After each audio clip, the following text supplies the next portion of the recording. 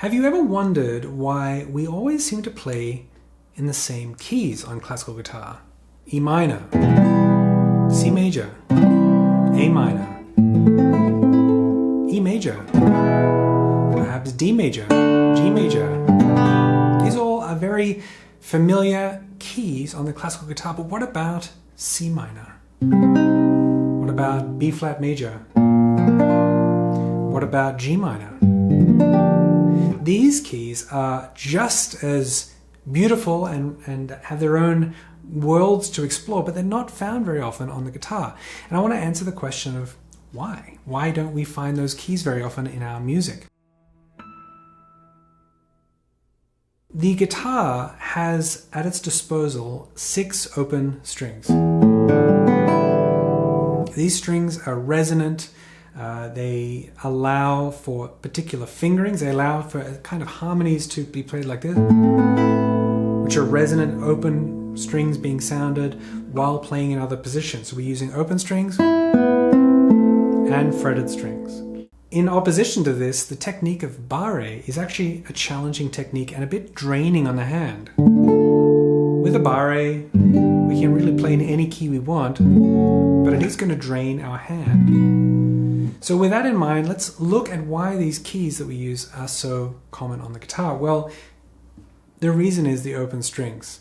If you take the circle of fifths and we start out with C major at the top, that has all natural notes, no sharps, no flats. C, D, E, F, G, A, B, C. These notes in that scale, and therefore in the chords that come out of that scale, can be used on the open strings because the open strings in standard tuning are E, A, D, G, B, and E. So all of those notes on the open strings are useful in the key of C major. They're also useful in the relative minor of A natural minor, and quite useful as well in the harmonic and even melodic minor. Other keys like E minor, for example.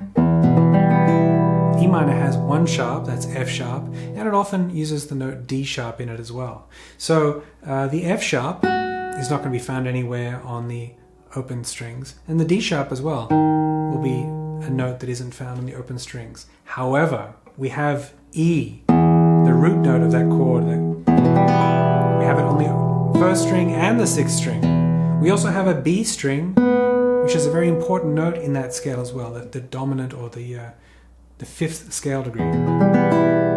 So that key sounds fantastic on the guitar because we get the lowest note in standard tuning. We get multiple open strings that work. I mean, even playing 6th string, 3rd string, 2nd string, and 1st string open,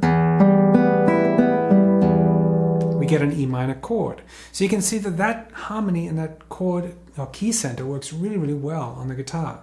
Let's now take a key that goes into flat territory, and we'll look at C minor, for example.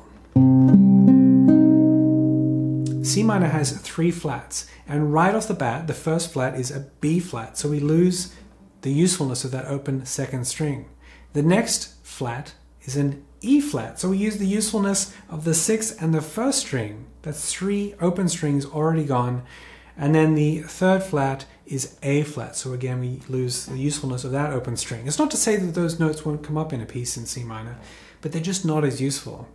Add to that the fact that we have to play a lot of barres to get the chord shapes that we want because we can't rely on open strings as much. And we get a piece that's more technically challenging, and also a resonance that's slightly changed, maybe you could argue diminished on the guitar because we're not using those open strings anymore.